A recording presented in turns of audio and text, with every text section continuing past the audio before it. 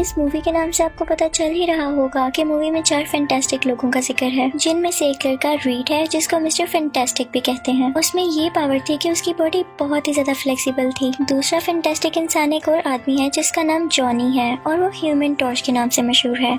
उसकी एबिलिटी ये थी कि वो फायर का बन जाया करता था। तीसरा था पेन, जिसे द थिंग भी कहा जाता था और वो पत्थर का बन जाता था। और फोर्थ थी एक लड़की सूजन, जो कि इनविजिबल हो जाया करती थी और उसे इनविजिबल वुमेन कहते थे। अब मूवी शुरू होती है तो हम देखते हैं कि रीड और पेन एक ऑफिस में जाते हैं और वो ऑफिस था किसी डॉक्टर का, जिसे स्पेस से जुड़ी सब बातों के बारे में बहुत कुछ इन्फॉर्मेशन थी। इनफैक्ट मिस्टर फैंटास्टिक यानी रीड को ये लगता था कि स्पेस में बादलों से लाखों साल पहले जमीन में कुछ तब्दीलियां आई हैं। वहाँ पर एक लड़की सूजन भी होती है जो कि रीड के साथ पहले रिलेशन में थी, लेकिन अब वो इस डॉक्टर के साथ रिलेशनशिप में थी जिसके पास वो दोनों आए थे, यानी डॉक्टर डूम। ये सब क्लास फेलोज थे, लेकिन डॉक्टर डूम इसलिए इतना ज्यादा रिच हो गया था क्योंकि वो पैसे कमाने के लिए किसी भी हद तक जा सकता था। रीड स्पेस के बारे में बहुत कुछ जानना चाहता था, जिसके लिए वो डूम से बात करता है। वो कहता है कि अगर तुम ये काम करना चाहते ही हो तो इसके 75% प्रॉफिट तुम्हें मुझे देना होगा। तो रीड मान जाता है। अब हम देखते हैं कि उस प्रोजेक्ट के लिए स्पेस पर जाने के लिए ये सब यानी फैंटास्टिक फोर और डॉक्टर डूम निकल पड़ते हैं। फिर हम देखते हैं कि स्पेस में एक स्टॉर्म आ रहा है, यानी तूफान आ रहा है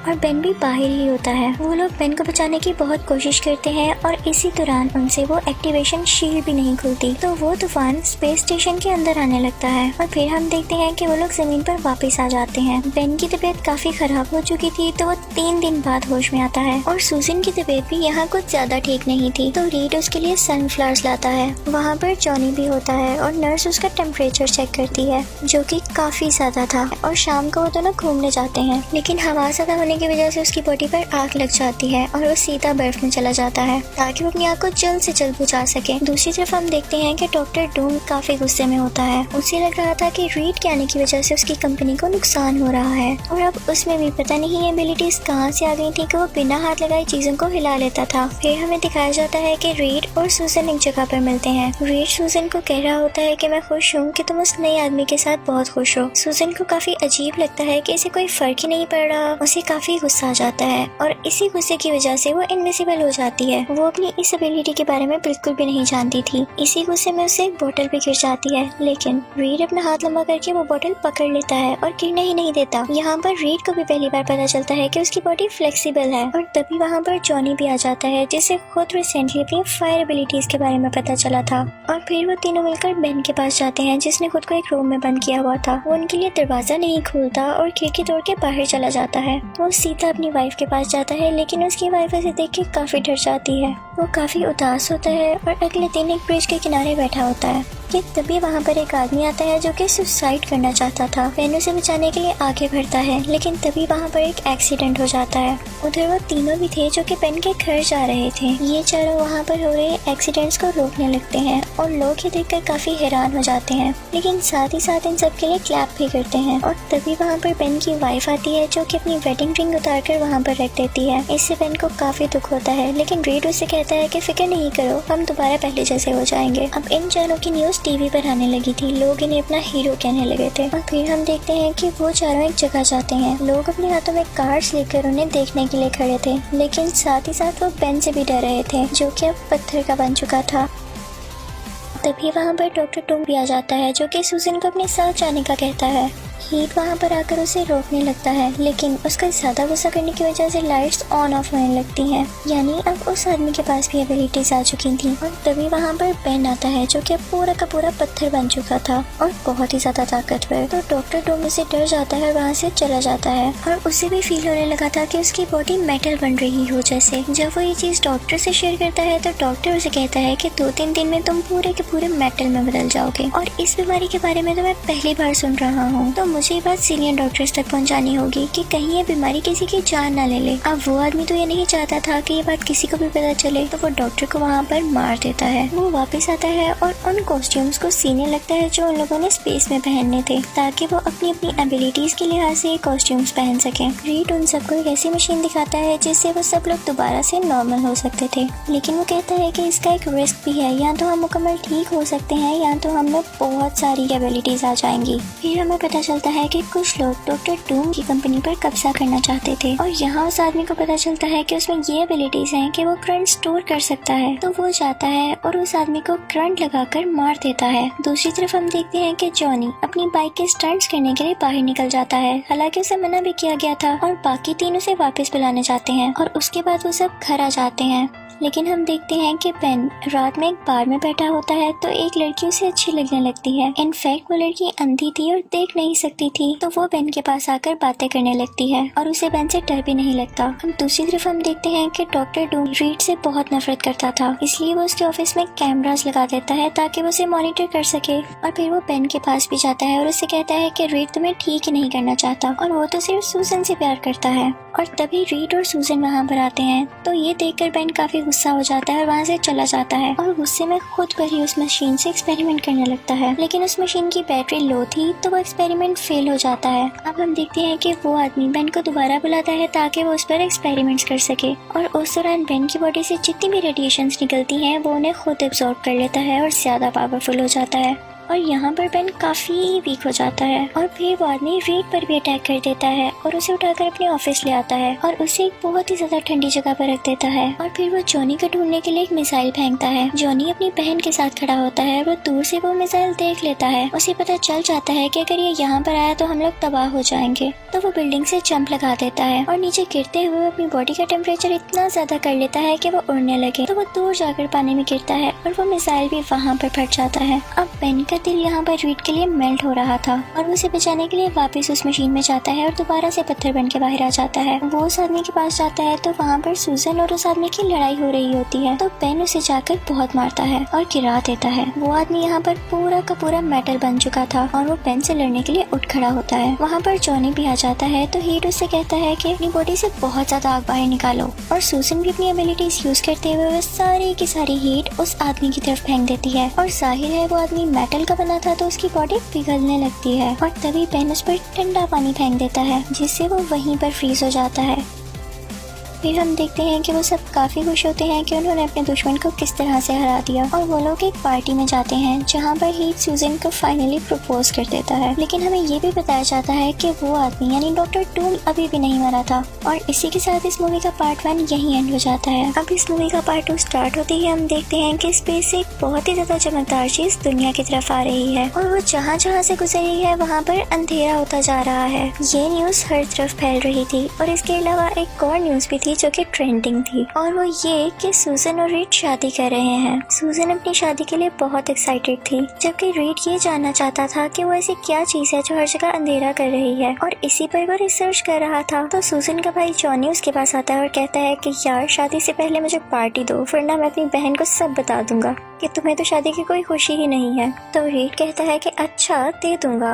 और फिर हम उसी तेज रोशनी को दोबारा से देखते हैं जो कि घर के ऊपर से गुजर रही होती है। वो तीनों वहाँ पर पार्टी कर रहे होते हैं और तभी सूजन एक जनरल के साथ आती है। वो जनरल उन चारों को अपने साथ ले आता है और उस सफेद रोशनी के बारे में इन्हें कुछ बताने लगता है, और वो रीड से कहता है कि इसको ट्रेस करने के लिए हमें एक सेंसर बनाना चाहिए। तो वो कहता है कि अभी नहीं, अभी तो मेरी शादी है। तो ये सुनकर सूजन खुश हो जाती है कि चलो इससे भी कुछ एक्साइटमेंट है, लेकिन रीड रोकने वाला तो था नहीं, तो वो सूजन से छुप के वो सेंसर बनाने लगता है। अब हम देखते हैं कि शादी का इवेंट स्टार्ट हो चुका है और रीड के मोबाइल पर एक अलर्ट अलार्म रिंग होता है, जिसका मतलब ये था कि वो कॉस्मिक लाइट यानी चमकती हुई चीज इनके बहुत करीब है, और जैसे ही वो चीज करीब आती है तो पूरी सिटी की लाइट चली जाती है। उनकी शादी की रिकॉर्डिंग करने के लिए वहाँ पर एक हेलीकॉप्टर भी था जो कि वहाँ गिर जाता है, लेकिन लकीली किसी की जान नहीं जाती क्योंकि बेन वहाँ टाइम पर आ जाता है और उसे रोक लेता है। अब हम देखते हैं कि रीड जॉनी को उस रोशनी के पीछे भेजता है ताकि वो देख सके कि ये है क्या, और तभी हम देखते हैं कि वहाँ पर एक क्रिएचर भी है जिसे इस पार्ट में सिल्वर सर्फर कहा गया है। वो क्रिएचर जॉनी को गर्दन से पकड़कर पहले तो स्पेस में लेकर जाता है और फिर जोर से जमीन की तरफ फेंक देता है,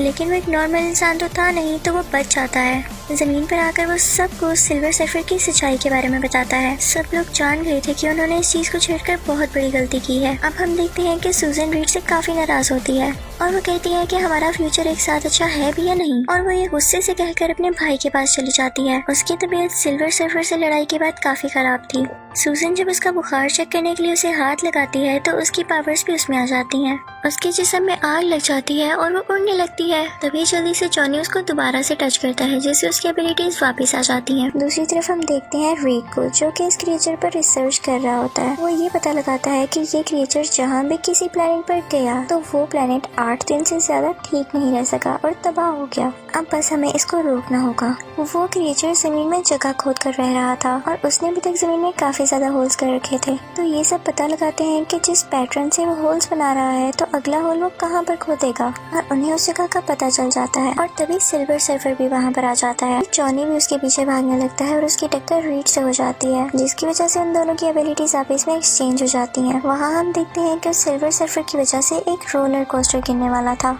जिसे जॉनी अपनी पूरी पावर के साथ उठाकर और रीड उस पर आग फेंककर उसको स्टिच कर देता है। लेकिन हम देखते हैं कि यहाँ पर जॉनी फिर से वीक हो रहा है और फिर वहाँ पर वो जनरल आता है और कहता है कि परेशान नहीं हो, मैंने हेल्प मंगवाई है। और तभी डॉक्टर डूम वहाँ पर आ जाता है और वो उनसे कहता है कि मैं तुम्हारी मदद कर सकता हूँ। और उन चारों के पास इसके अलावा और कोई रास्ता भी तो नहीं था, क्योंकि पूरी दुनिया तबाह हो रही थी और उन्हें कोई न कोई उनकी मदद के लिए चाहिए था। उनसे कहता है कि मैं उससे मिल चुका हूँ। वो उन चारों को एक वीडियो दिखाता है जिसमें सिर्फ ये दिखाया गया है कि सिल्वर सर्फर उसे बोल रहा है कि दुनिया जल्द खत्म होने वाली है और इसके बाद उसने इस पर अटैक कर दिया। वो बताता है कि उसकी सारी की सारी पावर्स एक बोट के साथ कनेक्टेड है और अगर उसे उस बोट से अलहदा कर दिया जाए तो वो बिल्कुल वीक हो जाएगा। रीड काफी परेशान हो जाता है क्योंकि उसे कुछ समझ नहीं आ रहा था कि सब कैसे होगा। अब रीड और वो आदमी सिल्वर सर्फर के खिलाफ काम पर लग जाते हैं। अब वो लोग पता लगाते हैं कि ये क्रिएचर अगला होल कहाँ पर करने वाला है। जब ये सब सिल्वर सर्फर के खिलाफ प्लानिंग कर रहे होते हैं तो वो सूजन के पास आता है और वो उससे कहता है कि उसके पास और कोई ऑप्शन नहीं है। जब जनरल सूजन और इस क्रिएचर को साथ देखता है तो वो इन पर मिसाइल फेंक देता है, लेकिन सिल्वर सर्फर उसे रोकता है और वापस आर्मी पर ही अटैक कर देता है। फिर हम देखते हैं कि ये लोग सिल्वर सर्फर का कनेक्शन उस बोट से हमेशा के लिए खत्म कर देते हैं। आर्मी सिल्वर सर्फर को कैद कर लेती है और फैंटास्टिक फोर को इजाजत ही नहीं देती उससे मिलने के लिए। तो सूजन एक प्लान करती है कि मैं इनविजिबल होकर उसे देख कर आती हूँ। वहाँ पर वो देखती है कि आर्मी का एक बंदा उसे टॉर्चर कर रहा होता है कि तभी वहाँ पर उसे कोई मिलने आ जाता है और वो क्रिएचर अकेला रह जाता है। और यहाँ पर सूजन उस क्रिएचर से अकेले में बात कर पा रही थी। जब सूजन सिल्वर सर्फर से बात करती है तो उसे पता चलता है कि वो किसी के अंडर काम कर रहा है। वो कहता है कि उसे अपनी जान बचाने के लिए मुझे प्लैनेट्स को तबाह करना पड़ता है। तो सूजन उसे पूछती है कि अगर तुम तबाही मचाते हो तो तुमने मुझे क्यों मिसाइल से बचाया। तो सिल्वर सर्फर उसे कहता है कि तुम किसी से मिलती हो, उस लड़की से जिसे मैं पसंद किया करता था। वो बताता है कि मुझे जो कंट्रोल कर रहा है उसका नाम गैलेक्टस है और वो बहुत जल्द यहाँ आने वाला है। और फिर हम देखते हैं कि वो इस दुनिया के काफी करीब आ गया है। और दूसरी तरफ हम देखते हैं कि जनरल ने उस आदमी को इजाजत दे दी थी कि वो बोट पर काम कर ले, लेकिन वो आदमी यानी डॉक्टर डूम बोट पर जाकर उनसे दगा कर लेता है, यानी उन्हें धोखा दे देता है और वो खुद उस बोट को कंट्रोल करने लगता है। वो जनरल को वहाँ पर मार देता है और तबाही मचाते हुए वहाँ से बाहर चला जाता है। अब फैंटास्टिक फोर काफी परेशान हो जाते हैं और वो बोट को किसी भी तरह से वापस लाना चाहते थे, तो वो सिल्वर सर्फर को आजाद करवा देते हैं। वो सब प्लेन में बैठकर उस आदमी का पीछा करने लगते हैं। अब यहाँ हम देखते हैं कि उन लोगों में काफी फाइट होती है और वो बुरा आदमी सिल्वर सर्फर पर एक नेजा मारता है, लेकिन अब की बार सूजन उसकी जान बचाती है और उसके सामने आ जाती है और वो काफी जख्मी होती है और जल्दी मरने वाली थी। लेकिन तभी हम देखते हैं कि गैलेक्टस भी जमीन पर पहुंच गया था। जॉनी ये कहता है कि मैं उससे जाकर लड़ूंगा और फिर वो बाकी फैंटास्टिक लोगों की पावर्स ले लेता है। फिर वो उस आदमी से फाइट करता है जिसकी वजह से उसका उस बोट के साथ कनेक्शन खत्म हो जाता है। लेकिन फिर हम देखते हैं कि सूजन बेचारी की वहाँ पर डेथ हो जाती है, लेकिन सिल्वर सर्फर अपनी पावर्स का यूज करके उसे दोबारा से जिंदा कर लेता है और फिर वो गैलेक्टस को रोकने के लिए स्पेस की तरफ चला जाता है, क्योंकि वो अभी भी पूरी तरह से दुनिया में नहीं आ सका था। इन दोनों में बहुत लड़ाई होती है और एक बहुत बड़े ब्लास्ट के साथ गैलेक्टस मारा जाता है। इस जमीन पर सब कुछ नॉर्मल हो जाता है कि रीड और सूजन दोबारा से चाइना में शादी कर लेते हैं और हंसी खुशी रहने लगते हैं।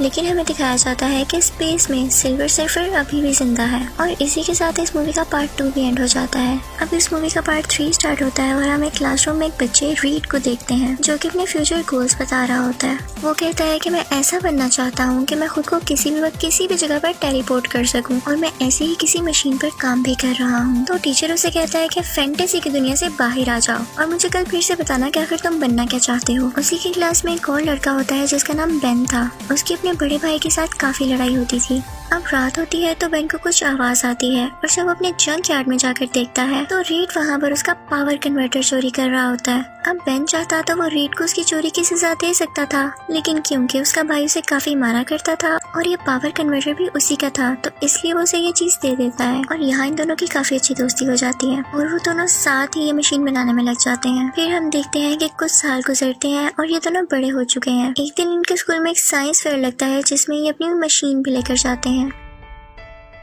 सब इनकी मशीन का मजाक उड़ा रहे थे, लेकिन तभी वहाँ पर 2 लोग आते हैं। उसमें से लड़की का नाम सूजन होता है। वो आदमी से कहता है कि मैं तुम्हें स्कॉलरशिप देना चाहता हूँ। रीड के लिए सुनना बहुत खुशी का बाइस था, यानी वो बहुत खुश हो जाता है और फिर वहाँ पर पढ़ने के लिए चला जाता है। वो एक दिन लाइब्रेरी में बैठा होता है तो वहाँ पर सूजन भी होती है, तो वो उसे एक बुक के बारे में बताने लगता है। अब हम देखते हैं कि वो प्रोफेसर जिसने रीड को स्कॉलरशिप दी थी, उसको फंड देने वाले लोग उससे कहते हैं कि इसके बदले में हमें कोई अच्छी चीज दो, तभी हम तुम्हारी ऑर्गेनाइजेशन की मदद कर सकेंगे। तो प्रोफेसर उनको अपने स्टूडेंट उस मशीन के बारे में बताता है कि तुम लोगों को उससे बहुत फायदा हासिल होगा। वहाँ पर एक लड़का विक्टर भी होता है। वो प्रोफेसर उसको लेकर रीड के पास जाता है और सूजन भी वहाँ पर होती है। वो उसे कहता है कि इस प्रोजेक्ट पर तुम तीनों मिलकर काम करोगे। यहाँ हमें पता चलता है कि विक्टर इस दुनिया से बहुत नफरत करता है और वो चाहता है कि दुनिया तबाह हो जाए, और वो यहाँ भी इसलिए है क्योंकि वो सूजन को पसंद करता था। दूसरी तरफ हम देखते हैं कि प्रोफेसर का बेटा जॉनी अपने डैड की गाड़ी चला रहा होता है और एक एक्सीडेंट में अपने फादर की गाड़ी को खराब कर देता है। उसके बदले में प्रोफेसर उससे कहते हैं कि तुम हमारे साथ उन बच्चों के प्रोजेक्ट में शामिल हो,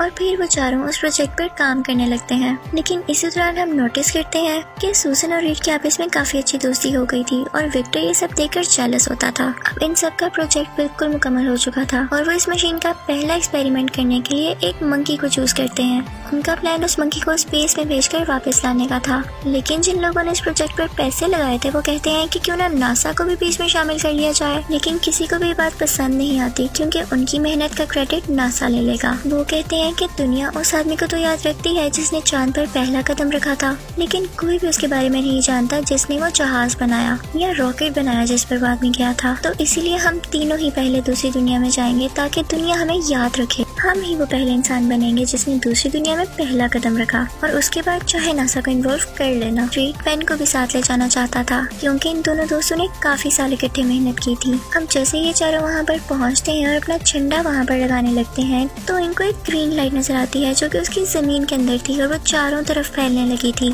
अब हम देखते हैं कि विक्टर उस ग्रीन फ्लूइड में हाथ डालने लगता है, जिसकी वजह से वो फ्लूइड लावा बन के फट जाता है और वो चारों भागने लगते हैं, लेकिन विक्टर उसी फ्लूइड में गिर जाता है और बाकी 3 वापिस आने की कोशिश करने लगते हैं, लेकिन वो सिग्नल से नहीं पिक कर रहा होता। जब सूजन ये देखती है तो वो उनकी हेल्प करती है कि वो किसी तरह अर्थ पर वापिस आ जाएं। हम जैसे ही वो 3 अर्थ पर आते हैं तो वहाँ की रेडिएशंस भी उनके साथ आ जाती हैं, जिनके अंदर सूजन भी आ जाती है। यहाँ इन चारों में डिफरेंट पावर्स आ चुकी थी और इनको एक जगह पर बांधा गया था। रीड वहाँ पर अपना हाथ छुड़वा लेता है और फिर बेन के पास जाता है, लेकिन देखता है कि बेन तो पूरा का पूरा पत्थर बना हुआ है। रीड उसे कहता है कि मैं सब कुछ नॉर्मल कर दूंगा। तभी वहाँ पर वो लोग आ जाते हैं जिन लोगों ने इस प्रोजेक्ट को फंड्स दिए थे। वो कहते हैं कि हम तुम्हें ठीक तो कर देंगे, लेकिन इसके बदले में तुम्हें भी हमारा ख्याल रखना पड़ेगा। फिर ये लोग इन तीनों को 1 साल तक ट्रेनिंग देते हैं। ये इन्वेस्टर्स वहाँ पर अपनी आर्मी बनाना चाहते थे और इसीलिए एक गेट भी तैयार कर रहे थे और वो जॉनी को एज अ फाइटर चूज करते हैं। सूजन प्रोफेसर के पास जाकर ये बताती है तो प्रोफेसर नहीं चाहता कि उसका बेटा कोई भी फाइट करे, तो वो सूजन से कहता है कि प्लीज तुम लोग रीड को वापस बुला लो ताकि वो आके हमारी मदद कर सके। लेकिन वो सब रीड से नाराज थे क्योंकि वो उन्हें छोड़कर भाग गया था। लेकिन प्रोफेसर यहाँ पे दुखी हो जाता है और कहता है कि कुछ तो ख्याल करो, जॉनी तुम्हारा भाई है, क्या तुम चाहोगे कि वो किसी भी फाइट में मारा जाए? तो फिर सूजन इमोशनल होकर उसको ढूंढने लगती है और लकीली उसे उसका पता मिल जाता है। सूजन उससे उसकी हेल्प मांगती है कि हमें एक गेट बनाना है, तो रीड वो गेट बनाने में उनकी हेल्प कर देता है। अब हम देखते हैं कि कुछ साइंटिस्ट उस दुनिया में जाते हैं और उन्हें वहाँ पर विक्टर मिलता है, तो वो विक्टर को अपने साथ ले आते हैं। वो उससे पूछते हैं कि तुम इतना टाइम कैसे जिंदा रहे? तो वो उन सबको बताता है कि वहाँ पर ऐसी रेडिएशन थी जिन्होंने मुझे जिंदा रखा हुआ था और मुझे साथ साथ एनर्जी मिल रही थी। जो कॉस्ट्यूम उसने स्पेस में जाने से पहले पहना था वो अब एक स्टील का कॉस्ट्यूम बन गया था जिसने उसकी बॉडी को पूरी तरह से कवर किया हुआ था। विक्टर कहता है कि मैं अपनी दुनिया बचाना चाहता था और अगर इसके लिए ये दुनिया खत्म भी होती है तो मुझे कोई परवाह नहीं। और इसी के साथ वो पास खड़े हुए लोगों को मारने लगता है बहुत ही बुरी तरह से, और इसी के साथ वो गेट तक भी पहुंच जाता है। प्रोफेसर उसे बहुत समझाते हैं कि तुम हमारे साथ भी रह सकते हो, लेकिन वो गुस्से में आकर प्रोफेसर को भी मार देता है और वो गेट उठाकर दूसरी दुनिया में चला जाता है। विक्टर दूसरी दुनिया में जाकर सब की सब चीजें दुनिया से खींचने लगता है और फिर हम देखते हैं कि वो चारों किसी दूसरे रास्ते से उस दुनिया में जाते हैं और उससे फाइट करने लगते हैं और वो लोग वहाँ पर विक्टर को हरा देते हैं। ये चारों अपने मिशन में सक्सेसफुल हो गए थे और इसी के साथ ये मूवी यहाँ पर एंड हो जाती है, यानी इस मूवी का पार्ट 3 भी। Thank you for watching.